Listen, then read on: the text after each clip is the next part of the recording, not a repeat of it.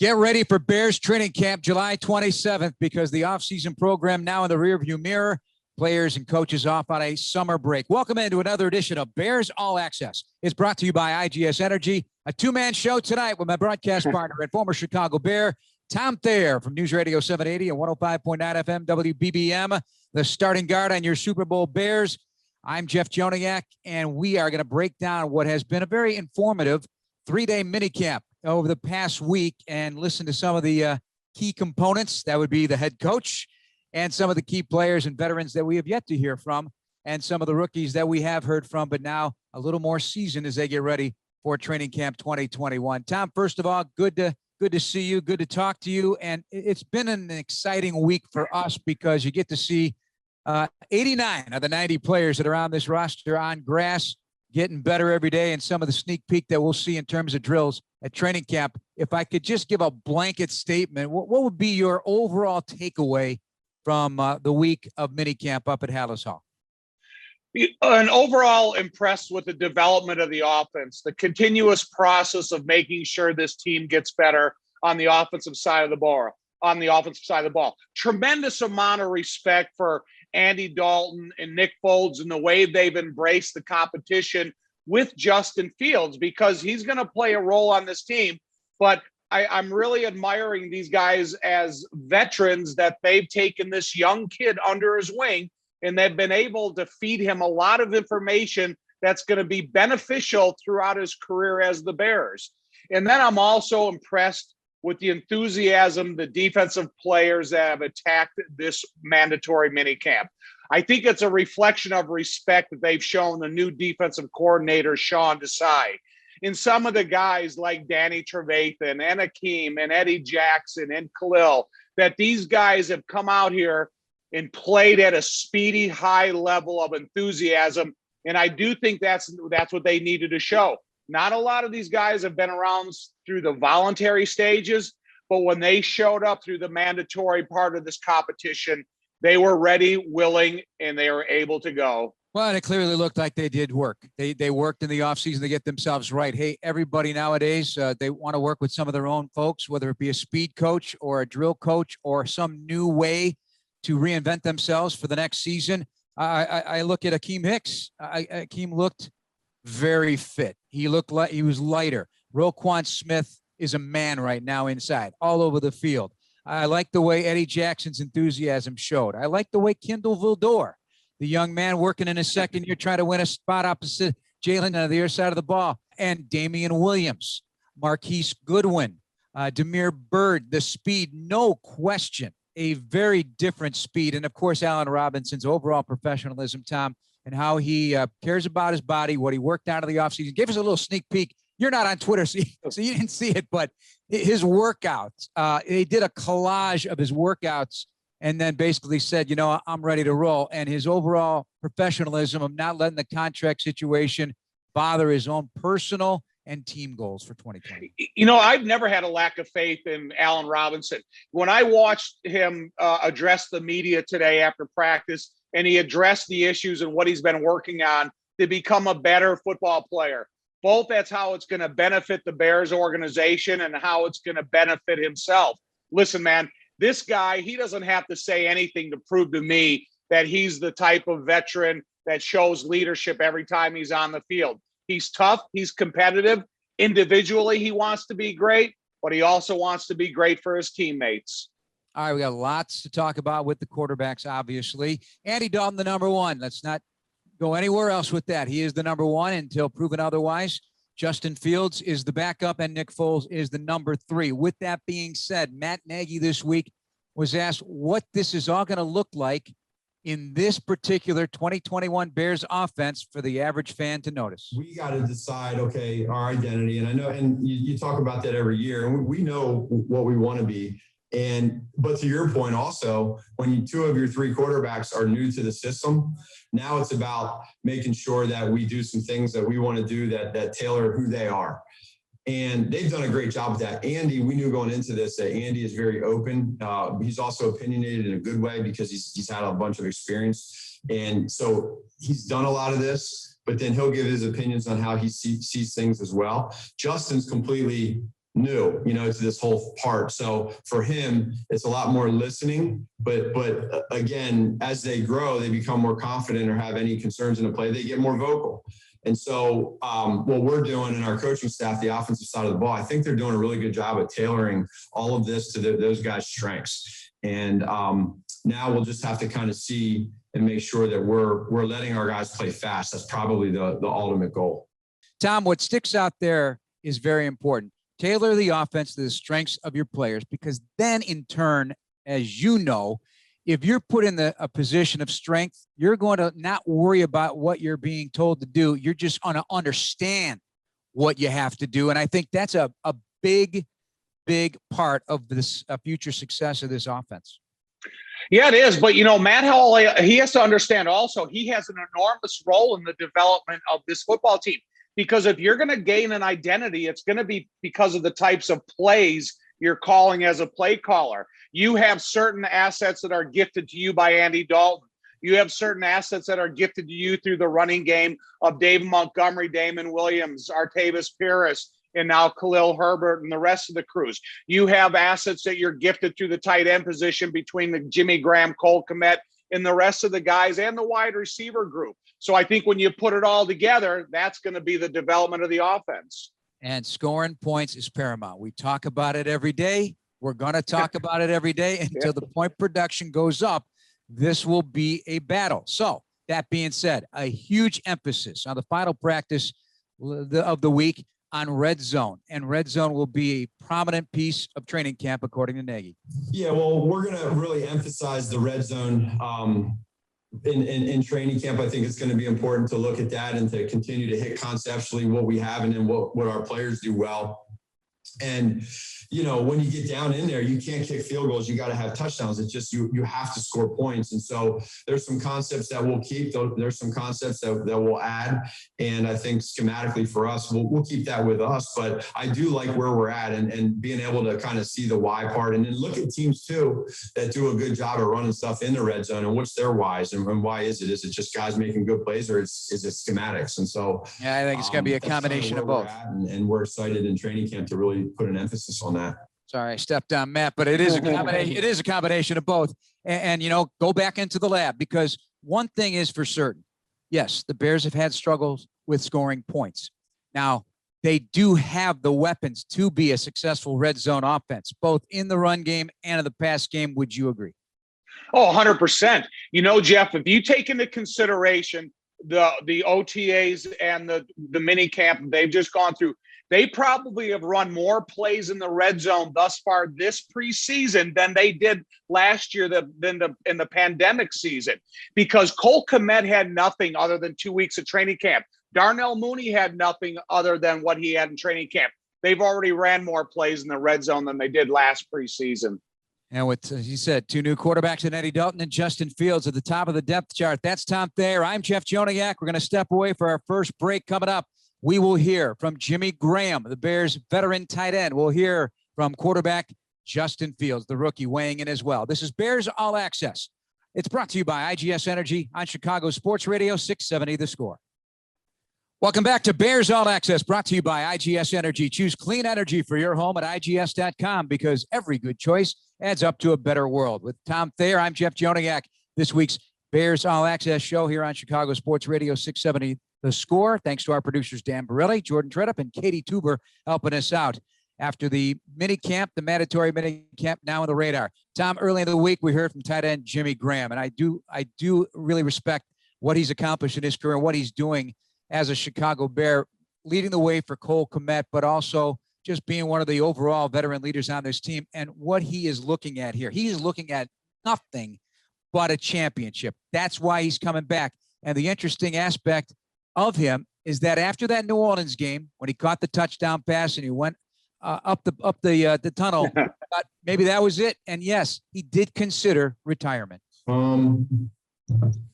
Yeah, I certainly did it for a second there, for a little bit. And, I got a lot of unfinished business.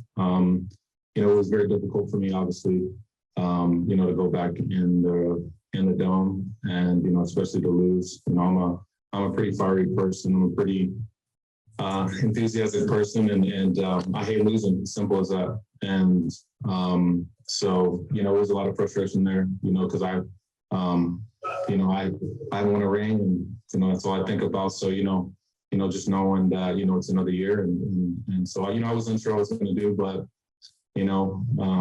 talk to Ryan, and talk to Matt, and I'm on board, and I'm ready to do whatever it takes to get back in that position, and to move forward, and hopefully to make a run. And that run includes his teammate Cole Kmet, Tom, and I think there's no better veteran, especially a guy like Cole. He's looked up to Jimmy Graham since he was a little kid.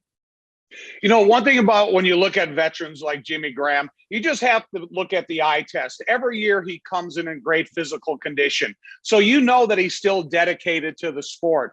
What Jimmy Graham has done for Cole Kmet, his experiences, his advice is invaluable. Because like I said, Cole Kmet had a condensed preseason last year.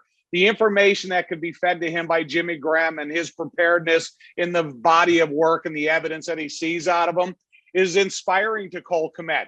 And so I want to see Cole Kmet continue to develop to become the blocker and the receiver he needs to be so this offense runs efficiently. But when you talk about the last segment in the red zone, you talked about the first downs that Jimmy Graham is responsible for. I don't think he's going to leave anything behind. And I still think that he's got a lot of value to this football team and to that position. And he loves playing with Cole. Really just my overall health. I'm not a guy who, I just want to make sure that, I can make it through a season and make it through another playoff run. That's kind of the biggest, thoughts that I always have.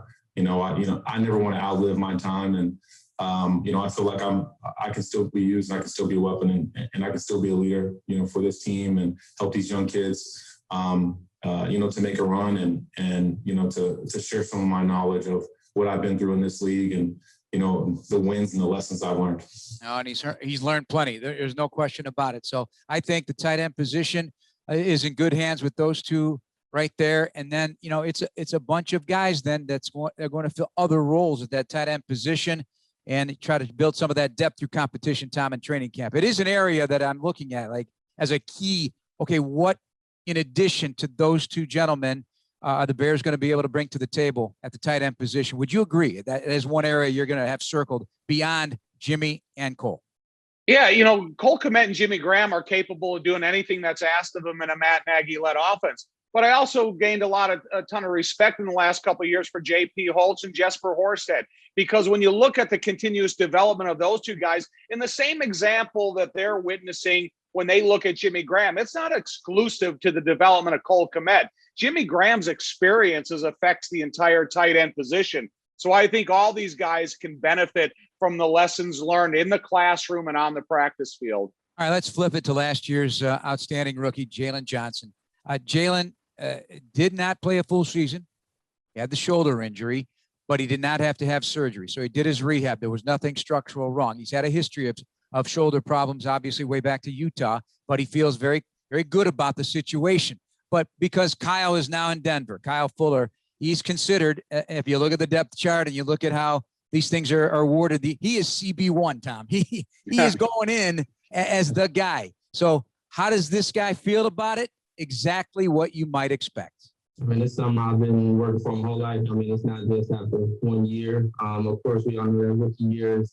The hardest, of course, just being able to learn from that and just trying to take all my preparation throughout my years of playing football and being a leader throughout high school, throughout college. I mean, it's no different now being in the NFL. So, it's just being able to take what I've been doing my whole life, just being able to perform and bring others along and teach them the things that I learned from last year, and just trying to help everybody improve the best way I can. See, that's another thing about that rookie class last year. When you include him and Darnell Mooney, there are leadership qualities to these guys already right out of the gate. And now without Kyle, you got to have it.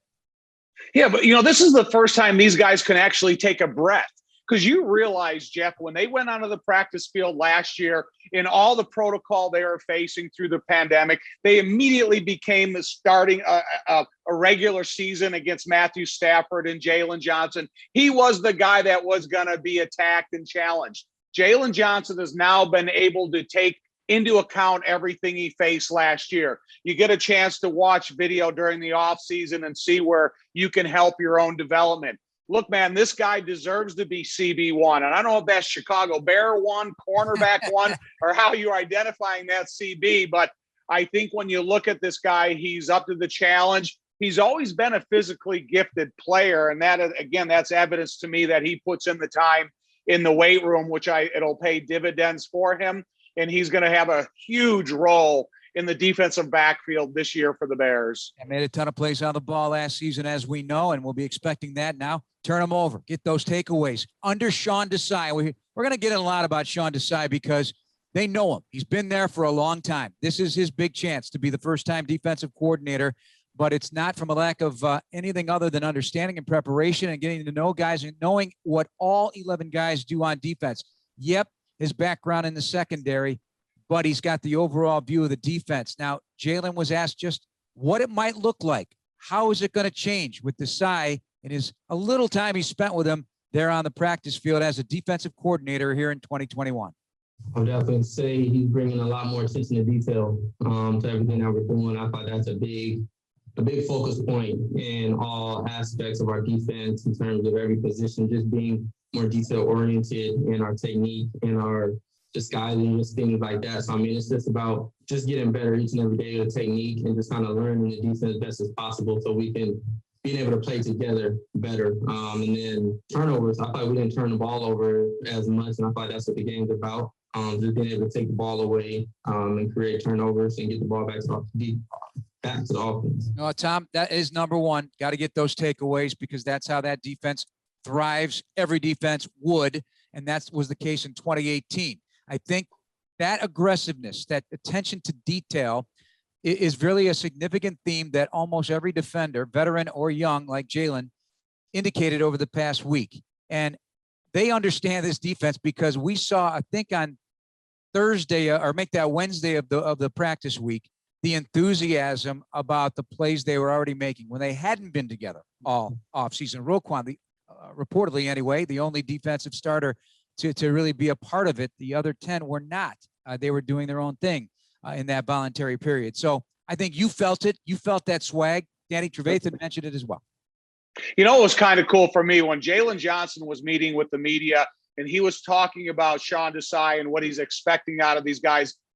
To me, it was like he was talking about George Allen, my first head coach, who's one of the greatest defensive coordinators in the history of the NFL, because he always preached to the guys, it's about the little things. It's about the details. It's about the little points of importance that take your position and they increase the role of the overall scheme and team. And so I'm excited to see what I Sean, and I think it's going to be important how it reflects on the young guys. That's Tom Thayer. I'm Jeff Joniak. Time for another break here on Chicago Sports Radio 670 The Score. Coming up next, Justin Fields and more Matt Nagy on the quarterback situation with Andy Dalton leading the way as the starter entering 2021. This is Bears All Access brought to you by IGS Energy. Back in a few. The Chicago Bears Network presents Inside the Bears, brought to you by Verizon. Anthony Adams and Lauren Screeden cover the world of Bears football on and off the field every Sunday night at 10:35 p.m. on Fox 32 Chicago, or watch anytime at chicagobears.com or on the Bears official app. Back with you on Bears All Access on Chicago Sports Radio 670 The Score with Tom Thayer. I'm Jeff Joniak, breaking down veteran mandatory minicamp, the offseason program now history, back in late July to start training camp 2021. And Tom, with fans, there will be a limited number of tickets. How they go about bringing those fans in, or what the volume will be interesting to see. But I'll tell you, there will be a lot of Bears fans jacked about seeing these guys. The addition of Justin Fields has certainly pumped a lot of life in the Bears family, both inside the building and the fan base, and just the overall hope and change that will come to the offensive side of the football in general. But I think training camp is going to be real exciting to see there, especially with fans not able to do any of that a year ago. Yeah, it is. I mean, hey, listen, since my days back in Platteville, the role that the fans play in training camp is as important as some of the guys on the field, because they create the enthusiasm. They create the buzz around the field. They have a reaction to great plays, whether it's two offensive linemen or a long bomb down the length of the field. So, yeah, the fans have a huge role in the momentum and the excitement of training camp. Well, Fields was at Wrigley Field a couple of weeks back. the place went bananas. That is the expectation for your number 1 pick. If they were at a Bulls game and they show it, they'd be doing the same thing. Hawks game, you name it. That's the universal love of the Chicago Bears in this town by all sports fans. It is the team, right? It is the team. But the enthusiasm is also about kind of a shiny new toy, and everybody wants to see the new toy. That was a topic of conversation this past week when asked if something were to happen to Andy Dalton, Tom, who would be the starting quarterback? Would it be Justin Fields? So that was an opportunity for Matt Nagy to kind of let it flow and how it's going to be so that the question doesn't get repeatedly asked. It will, but here's his answer.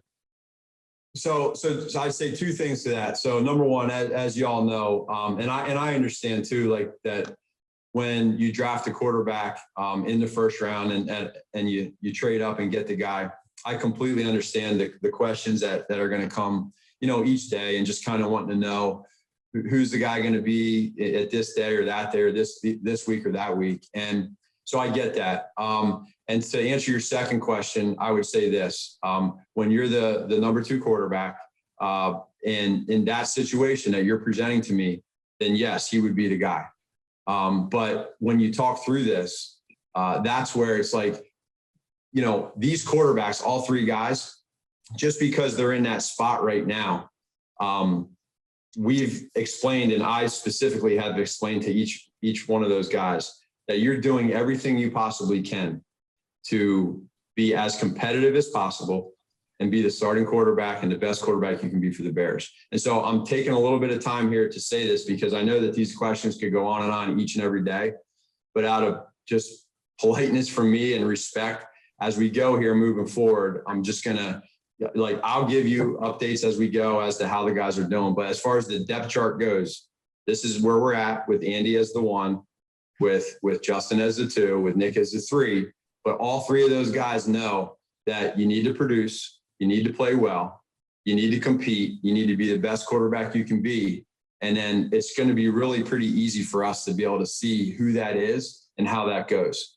And then there'll be a process and a plan. We're going to stick to that. It's not going to change tomorrow. That plan is not going to change tomorrow. The plan is not going to change in training camp. The plan is a plan, and it's been thought out. And so as we go, I'm just taking some time on this question because I think, this could go every day. And I just want you to know that's kind of, as we go here, where I'm at, and so depth chart wise. Tom, what do you think of that answer? I think it's a great explanation, but I feel bad that they're only talking about the quarterback position because, Jeff, when we look at the depth chart at the beginning of training camp, when we sit there and study all the performance of these guys, I want every single number 2 fighting to be number 1. And that's how you're going to make this football team better. I know we're talking about the quarterback position. I'm not denying that. However, when you create competitiveness, that's how you create a division championship, and that's how you lead yourself deep into the playoffs. So whether we're talking about the quarterback position or right guard, and so again, I want Justin Fields to come in here and say, hey, Andy Dalton, you better pay attention because I'm coming for you. And I want Andy Dalton to say, hey, I got a rear view mirror and I'm going to keep you back there. I know I'm just talking about the fun of competition conversation, but every single position out there, that number 2's got to be fighting to be number 1. Beyond that obvious is that you don't always have a guarantee that those competitors are going to play along and help the young guy, but that's not the case on the 2021 Bears. Andy Dalton, Nick Foles, praised by the rookie quarterback for the help they're giving. I mean, yeah, I've learned a lot of things. I couldn't even name off a few things, but I mean, he's talked to me a lot. I actually went to dinner with him and his wife, so we talked a lot there, and kind of just his background and stuff like that, their story. But I mean, Andy and Nick, they've been awesome to me, probably bigger than you guys even know. Yeah. I mean, Andy's completely taken me under his wing. Any question that I have for him, he's going to answer. And then even when I'm throwing, I think there was one day out after OTAs, I was throwing extra after practice, and he stayed out there specifically just to, see maybe what I was doing wrong, and he was just trying to help me out. So, I mean, he's going to do so for sure. Now, how significant is that? I've gained new admiration today for Andy Dalton because He is a competitor out in the field as an athlete, but as a human being, he's got compassion. He's trying to bring this young man along who know that's going to be put in a position to succeed, talking about Justin Fields, but allowing him to be involved in each other's lives and being able to learn different increments of the life in football. Hey, man, thumbs up to Andy Dalton for how he's embracing the relationship in that quarterback room. And I have new admiration as well for Justin Fields for this reason. You know, we don't know him yet. We've heard the news conferences in the short time. We've never met the man, but every reaction is the same. And for that matter, for Andy Dalton and Nick Foles as well, they're all workers. And Justin Fields, we have heard the reputation. He is a gym rat. He loves the weight room, and he is very serious. He's very serious as a competitor and very serious about picking up the nuance of the quarterback position. So when asked what he planned on doing the next 5 weeks during the summer break, this is his answer to the Bears media. Nah, for me, it's like if I go a day without getting better in one way, whether it's, mentally, physically, I feel lazy and I feel like I'm not, doing enough to, accomplish what I accomplished. So for me personally, I have to do something, football related, whether it's studying my plays for 45 minutes an hour, working out. I have to do something to feel like I'm just, being productive, because I don't feel like I love to feel like I'm being productive, and I don't like feeling that I'm being lazy, because that's one thing that I can't control is my work ethic. So I like to do something every day just to have that peace of mind, knowing that I'm getting better each and every day. Well, Tom, that sounds like a guy I know, old number 57, Tom Thayer. Same way, because you eat, sleep, and breathe football. You were always working on your craft, and it sounds like this will be what Justin Fields is all about, because that's all he knows. It's the same point of emphasis that Jay Hilgenberg and I were talking about 30 years ago. This part of the year was the most important part of the season for us. It's something that we were lucky enough to be in the same offensive system for quite a while, so we didn't have to sit there and spend any time studying the plays. We knew that, but we lived in the weight room. We lived out in the field doing our running and conditioning, because when you came to the practice field, you had to be ready to go. That's Tom Thayer. I'm Jeff Joniak, and this is Bears All Access. Another break here on Chicago Sports Radio 670 The Score. This segment of Bears All Access is brought to you by Athletico Physical Therapy. Visit athletico.com to request an appointment in clinic or virtually and start feeling better tomorrow. We're feeling good right now about the 2021 Bears. Now with a break until training camp, and it will be one of the most anticipated training camps, Tom. We almost say that every year. Sometimes we know what the plan is going to be. In the days of Lovie Smith, it was the same guys on defense coming back every year. You knew it was going to be a couple of additions here and there. Offense always been kind of a moving target, and trying to figure that all out and how the development comes at the quarterback position. And that's still the case here in 2021. But given the pandemic, given the protocols, given the lack of access, both from players with us and us to players, and it sounds like it's heading in that direction. We'll have more interaction. The fans are going to be there. And then just the competition across the entire offense and defense.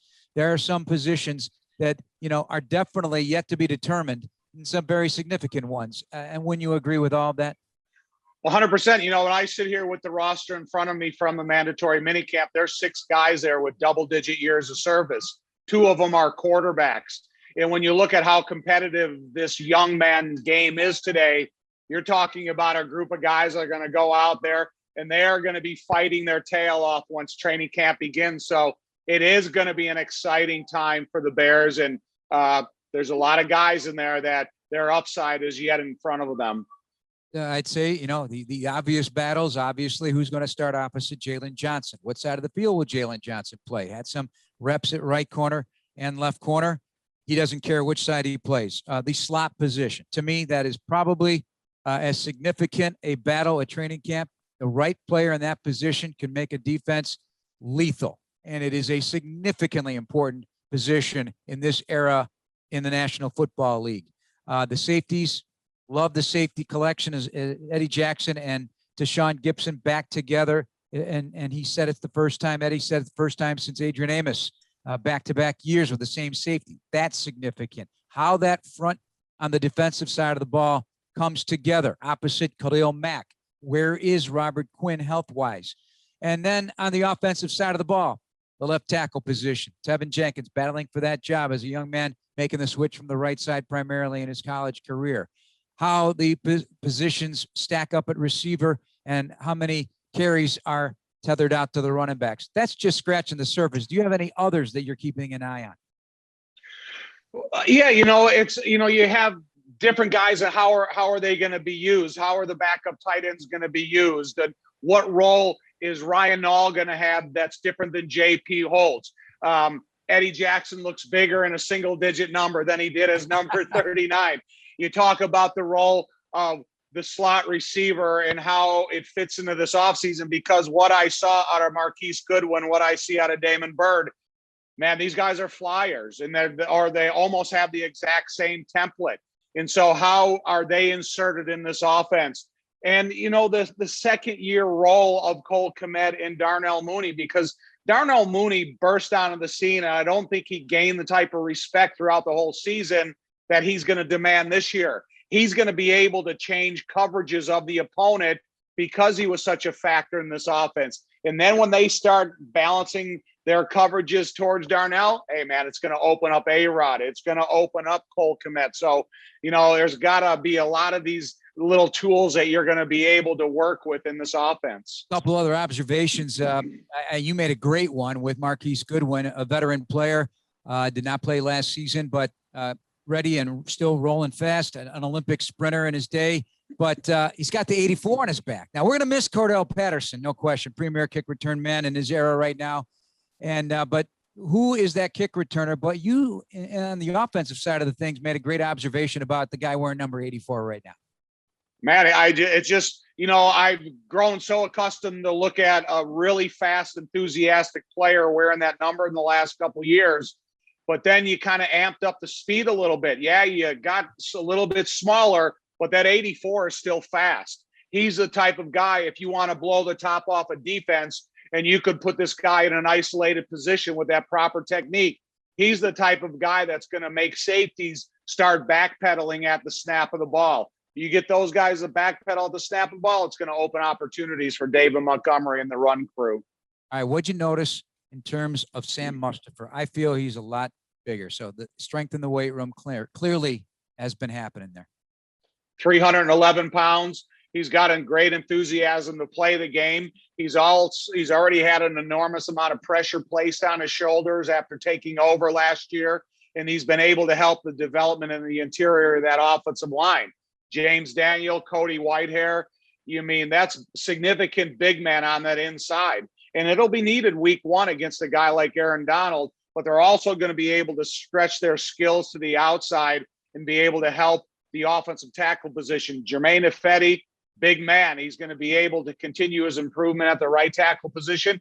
And I think they'll be able to help out the development of that left tackle position, whomever it is. Put tight ends around them, H-backs, good blocking running backs. And Cody Whitehair is a guy that can do a lot of things to help that left tackle position by, also taking care of his own responsibilities. All right, let's flip it to defense. Roquan Smith, lot of praise from head coach Matt Nagy. It's about actions and not words with Roquan. It's real simple. I mean, this guy, he's pretty good. He's a pretty good player. And when you know that, and we all know that, and he is practicing and showing up in meetings right now like he's a rookie. It's special, it really is. And it's not talk, it's real. I mean, he's out there, everything's 100 miles an hour. He wants to learn. He's willing to be a sponge. He doesn't think he knows everything. He's extremely motivated internally. It's either you have that or you don't. And it's not fabricated. It's not false. It's very organic.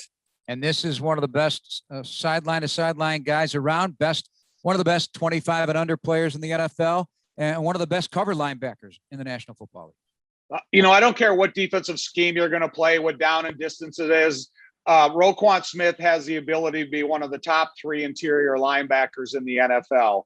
And I still think he has a challenge to be one of the best. And he is. And he shows significant improvement each and every year. And I think the more information that the linebackers coach and defensive coordinator Sean Desai can feed to Roquan Smith, the more responsibilities they want to get him, he's up to the challenge and all the responsibilities they want to offer him.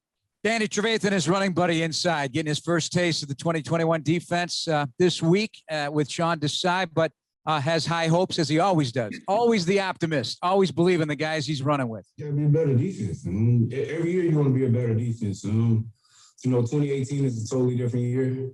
Those aspects and those standards were set, so we know where we need to get to, and we know that we have the guys that are capable of doing that. We just want to be the best defense that we can be in the league. We know we're gonna handle whatever teams throw at us. We got the right guys in right positions, guys out here communicating, and everybody knows one another now. And it's not too many new guys on the team, but the new guys that came in, they buy in. And, that's what you love to see, especially when you're a vet like I am. You like to see guys buy in. It makes it much more easier. I'm glad we got out here to come. I'm glad we came out here and showed them, how we do it. There was no slack. We was flying around. And, it was definitely fun being back out there.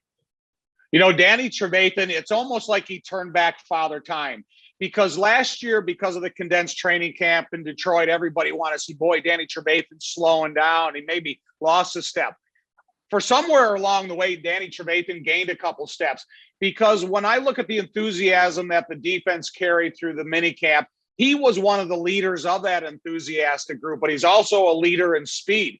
He ran well. He was fast. He was covering guys out at the sideline. He was running downfield with the receivers and running backs. So thank you, Danny Trevathan, for showing up and giving this team what they're expecting from you. Right. Over 30 now. And somebody brought that up. He goes, we'll see. We'll see how it is. Yeah. He's confident. He's confident. Don't indeed. care. Bears All Access with the 30 and over Tom Thayer. I'm Jeff Joniak. Brought to you by IGS Energy on Chicago Sports Radio 670 The Score. This segment of Bears All Access is brought to you by CDW, People Who Get It, with Tom Thayer, Jeff Joniak. Our final segment this afternoon on Bears All Access, brought to you by IGS Energy. Thanks again to our producers, Dan Barilli, Jordan Tredup, and Katie Tuber, and the folks at 670 The Score. Tom, the vaccination process well underway. The final interview with the media this week, Matt Nagy was asked about it, the different challenges of getting an entire human body of teammates vaccinated. Much of the coaching staff will be vaccinated by the time training camp starts in late July. And he feels they're headed in the right direction. We all have an opinion. We all have a belief of what we want to do. So I start there. The next part is that we just take the education that we get from the experts, and then we're the conduit to the players. And I think what I've learned is that you can not talk about it and hope that people understand the whys or why nots and the everything that goes with it, or you can talk about it a lot. And we've decided to really try to hit it every day with these guys. And you never know, there's some questions that guys don't have, or that don't want to ask. And so I don't know why, other than I do know this: if you don't get your vaccination, it's pretty simple. You're going to be going and following the exact rules that we followed last year in 2020. And I can tell you right now, that wasn't fun. And it's a pain in the tail. And no better words could be spoken. It is, but everybody has the right to do what they wish. But from a competitive standpoint and just a team standpoint, it would make a lot of sense. Yeah, but it's like Matt says, it's about the education of the topic. Get yourself as educated as possible, and then you're going to make an adult decision. And you hope it benefits the team, but like Matt said, going through the protocol of what these guys faced last year, and I really admire every one of these guys in the system that Andre Tucker put in place to keep Halas Hall a healthy atmosphere. So it's about education, get yourself, with a good understanding of the decision you're going to make. We mentioned at the top, 89 out of 90 guys. There were some tryout guys as well, but Eddie Goldman was not a part of it. It was an unexcused absence in terms of that because of the mandatory aspect of it. But Matt Nagy says he feels good that Eddie will be there for training camp. Danny Trevathan also weighed in. Eddie Goldman, he's a silent killer, man. Works his tail off. He loves his job. He's one of the guys that just does his job. Don't really talk too much, but he works his tail off. Unfortunately, we didn't have him last year. It's going to be great to have him this year. I know he's going to be here. He's been working his tail off. He looked totally different. I've been communicating with him as much as possible. He's a tough guy to get in contact with, but he loves us. He loves the Bears organization. He loves the defense. So he's going to come in here ready to work. How significant will his return be? And it is something we're certainly, it's an expectation now. You got to be here. Well, it either is or it isn't. You know, he's either has been working out and you're going to see the evidence within his body and the template that he's going to present to the Bears once they bring him here for a training camp physical, or else you're going to see evidence of not being in shape, not being conditioned to the point where you can come out here and you can be a multiple play asset for Sean Desai in this defense. You know, I think there's a lot of other guys that realize the importance of their role with his absence. And so, you know, there's going to be guys chomping at the bit to be in that stance week one against the Rams. Listen, I hope it is Eddie Goldman. I hope he's going to show a reflection to this team how important his life and his future is and his desire to play professional football. Bilal Nichols dealing with a little bit of foot problem, precautionary. He'll be ready to go for training camp and expecting a huge year out of him as well. A player to watch, a player to circle up front for the Chicago Bears. And so is Allen Robinson. Putting his contract issues aside, he's had plenty of that. He's now just working on his game and how it benefits himself, but also in the larger picture, a team that he wants to see win. Being better, you know, after the catch with the ball, you know, being able to have creating more muscle endurance, you know, so when I'm catching the ball, you know, being able to hold my speed longer and things like that, you know, just making sure I'm getting in and out of my breaks, you know, focusing on some deeper routes, you know, the transitions, you know, that those specific aspects of my game, being able to add, you know, a few more yards to my per catch average, you know, we'll be able to turn some, you know, 8-yard catches into 12-yard catches, create more first downs, you know, and also focusing on myself on the red zone, being able to make sure I'm honing in on not only just a physical standpoint, but just honing in on what teams are trying to do to us in the red zone and how I can be better and how I can, you know, help assist my team more in the red zone when we get down there. I was really impressed at what he laid out, Tom. A-Rob is one of the most well-prepared, courageous wide receivers the Bears have had here in a long time. He could never address the media again, and I would have all the respect in the world for him. So, A-Rob, you don't have to prove anything to me. I know that you're a valuable commodity to this offense and to these quarterbacks and to first down catches over the middle or one-handed catches on the sideline. All right, here we go, Tom. Offensive line. You have your first taste of professional football, trying to compete to win the left tackle job. You're Tevin Jenkins. You're a guy who played primarily on the right side at Oklahoma State.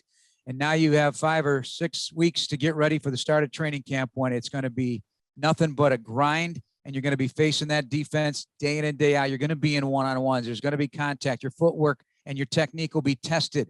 What are you going to work on? This is his answer. And Tom, take it out of the answer. I'll say one big thing for me is knowing the playbooks. So, and for me, that is the biggest part of football for myself. So I'm not afraid of making any mistakes because I already know where to go, how to do things, whatever play's called. So I go and play 100% instead of pushing myself mid-play or before the play. Boom. Thank you, Tevin Jenkins. You got to go to the line of scrimmage knowing what you're going to do, not thinking about what you might have to do. You can't go there thinking, is the snap count on 2? Is it on 1? Is it on 3? You're already behind in the play. Get in your tablet. Stay involved in your assignments. That will be the most important development and help you speed up your development of anything else you can do. I also was impressed with Justin Fields, Tom, and he talked about an interception thrown to the red zone. Christian Jones swiped it on Thursday's practice, and he was told, okay, don't do that again in terms of the particular play and the technique to it.